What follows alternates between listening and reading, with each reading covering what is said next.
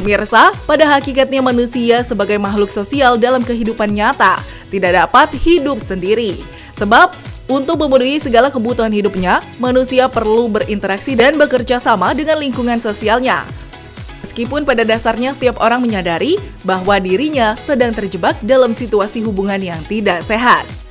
Walaupun demikian, tak sedikit pula orang yang memilih untuk bertahan dalam toxic relationship tersebut karena suatu alasan tertentu. Sejatinya memang setiap orang berharap agar supaya situasi di mana dia berinteraksi juga cukup sehat, seperti itu.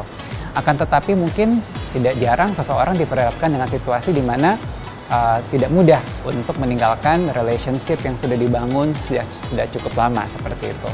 Sehingga pada akhirnya kita kembalikan ke masing-masing individu sebenarnya apa yang menjadi hal yang cukup relevan, apa yang bermakna buat hidup orang tersebut.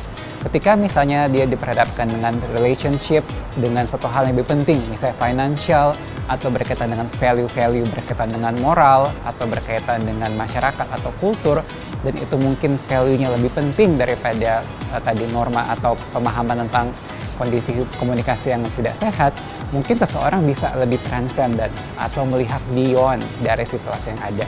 Karena tadi, ketika seseorang melihat bahwa prioritasnya adalah mempertahankan relationship ini karena tadi berbagai pertimbangan tersebut, dan ketika dia kehilangan relationship ini dan justru akan menimbulkan kondisi mental yang lain buat orang tersebut, maka mungkin bagi orang tersebut ya menjalani proses relationship ini ada hal yang mungkin perlu untuk dipertimbangkan ulang, seperti itu. Sehingga kembali lagi ke masing-masing individu, sebenarnya apa sih makna dari membangun relationship ini dan apa tujuannya? Apakah kemudian membangun relationship ini sebagai suatu hal yang bersifat tren saja karena ini semua suatu hal yang berlangsung dalam masyarakat, atau kita sebagai individu punya determinasi, punya alasan yang kuat kenapa kita mau membuat suatu hubungan.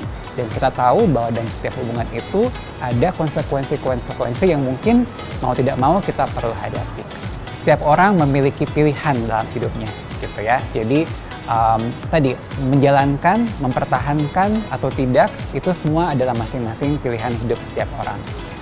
Intinya adalah dalam setiap kehidupan atau dalam setiap situasi setiap orang punya untuk membuat keputusan sekalipun antara mempertahankan tidak mempertahankan. Walaupun ini terlihat suatu hal yang sederhana, mempertahankan atau tidak mempertahankan itu hanya dua keputusan, tapi itu adalah freedom dari seseorang untuk menghadapi situasi yang tidak nyaman. Nah, disinilah ada suatu kebebasan yang hakiki, di mana seseorang tahu saya berada pada situasi yang nggak mudah. Saya tahu bahwa relationship yang saya punya itu nggak sehat, tapi saya punya freedom untuk menentukan untuk diri saya sendiri apakah saya mau mempertahankan atau tidak. Karena justru itulah yang menjadi satu hal yang bermakna buat seseorang. Ketika dia tahu bahwa dia punya pilihan untuk tidak bertahan, tapi dia tahu dengan segala konsekuensinya dia mau bertanggung jawab untuk menjalani relationship ini karena dia tahu ada value, ada satu nilai yang lebih penting di balik dari rasa tidak nyaman yang dia hadapi saat ini.